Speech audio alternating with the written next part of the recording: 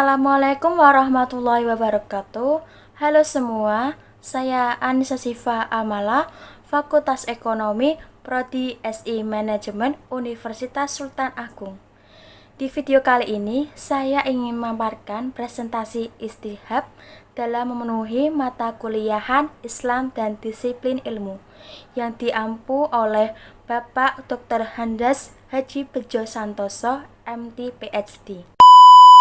Diskusi kelompok 6 tentang istishab, yaitu Anissa Sifa Amala, saya sendiri, Dina Khairunisa, Dewi Miar Cahyani, dan Vansa Sara Sasmita. Definisi istihab secara terminologi berarti pengakuan, kebersamaan, atau selalu sertai. Secara terminologi, istishab mempunyai arti yang berbeda dari kalangan ulama.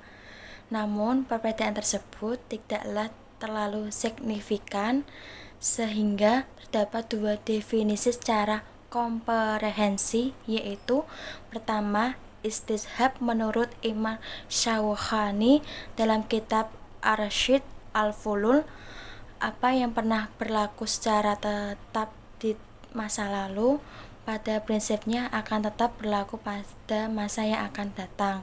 Kedua, yakni Ibnu Al-Qayyim mendefinisikan istishab adalah mengukuhkan atau menetapkan yang pernah ditetapkan dan meniadakan apa yang belum ditiadakan. Selanjutnya, konsep istihab sebagai metode hukum mengandung 3 unsur pokok, yaitu 1. Waktu. Istihab mengubah 3 waktu sebagai satu kesatuan, yaitu waktu lampau, sekarang, dan yang akan datang. Ketiganya dalam istihab dianggap sebagai nilainya sebagai bukti dalam perubahan karakter hukum yang melekatnya. 2. Ketetapan hukum. Ada 2 ketetapan hukum, yaitu ketetapan hukum boleh atau isbat dan ketetapan hukum yang tidak membolehkan nafi. 3. Dalil istihab sebagai metode penetapan hukum berpusat pada pengetahuan seseorang atas dalil hukum. Pengetahuan ini yang menjadi kerangka dasar dalam menetapkan posisi hukum asalnya. Selanjutnya, dasar hukum istihab mempunyai 2, yaitu Al-Quran dan hadis. Dalam Al-Quran, surat Al-Baqarah ayat 212 dan surat Al-A'raf ayat 323 dan surat Al-Jasiyah ayat 13. Dalam hadis Muslimin dari Abu Hurairah dan hadis Ibnu Majah. Selanjutnya, 4 macam istihab. 1. Istihab al-ibrah al-saliyah yang didasari pada hukum asal, yaitu mubah atau boleh. Penerapan kaidah ini banyak berkaitan dengan masalah-masalah muamalah, seperti terkait makan dan minum. Selama tidak ada dalil yang melarangnya, maka hal tersebut diperbolehkan. 2. Istibat al-baro'ah al-saliyah.